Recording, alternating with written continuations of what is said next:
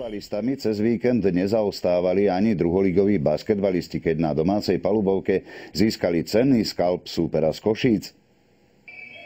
Basketbalisti Investor Kings Bardejov v bielých dresoch si po dvoch prehrách na palubovke v Michalovciach a v Krompachoch pripísali na svoj účet 5. výhru v druhej skupinovej lige Východ po nedeľnejšom víťazstve nad Espritom Košice o 13 bodov 83-70.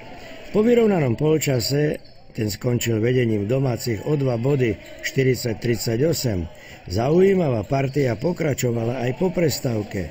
S pribúdajúcimi minútami sa čoraz častejšie dokázali pod oboma košmi presadiť technicky zdatnejší a skúsenejší bardejovskí hráči. No aj mladí juniori z Košic dokázali kontrovať peknými akciami. Bol to aj strelecký súboj dvoch hráčov. Domáci Labík úspešne bodoval, no jeho protivník Vitkovský zaujal nielen dobrým driblingom, no najmä presným zakončovaním. Tretia štvrtina skončila 23-18 a 10-bodový náskok bol rozhodujúci.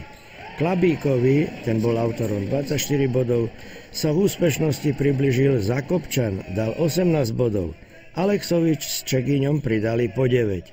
V drese hosti spomínaný Vitkovský zaťažil konto domácich 21 bodmi.